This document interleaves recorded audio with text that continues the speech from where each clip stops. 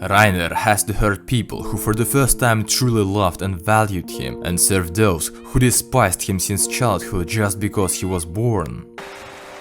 やっぱり俺はお前と同じだ。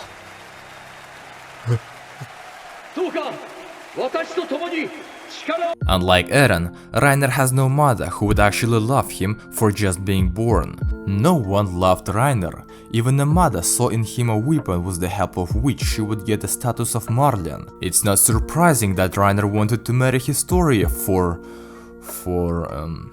bandaging his arm?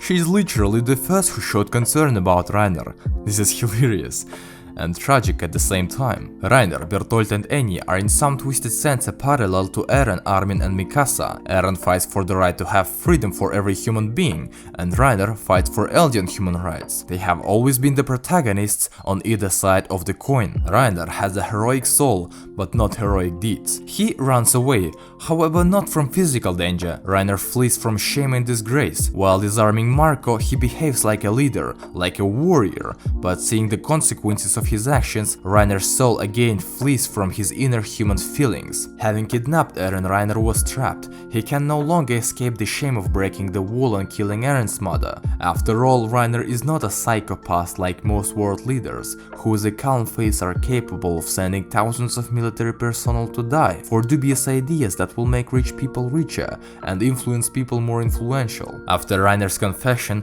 Eren no longer saw in him an authority, an older brother, a person from whom he needed to take an example. No, all Eren has seen is an inhuman psychopath, or at least Eren believed so before this scene. 俺は英雄になりたかった。誰かに尊敬されたかった。俺が悪いんだよ。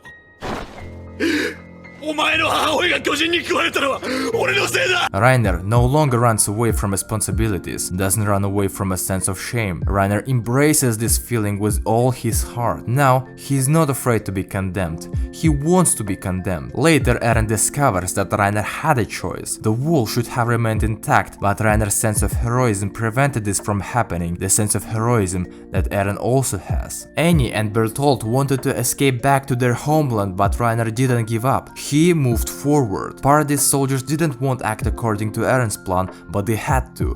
Eren moved forward. They had no choice. Reiner and Eren had one, so both of them chose the massacre!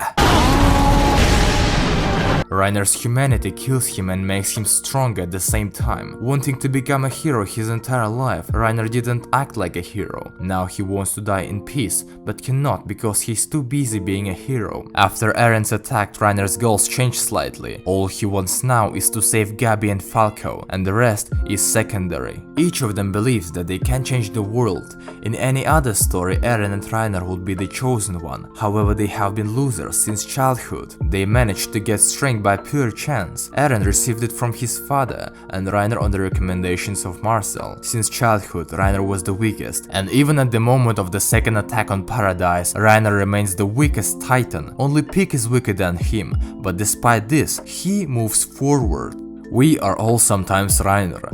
People who are unable to take responsibility for their actions. People who dream about greatness but do nothing. People who are vulnerable even to small acts of kindness. People who are trying to prove something to the world. People who want the recognition of peers or at least parents. People who cannot find even a hint of their uniqueness. People without talent.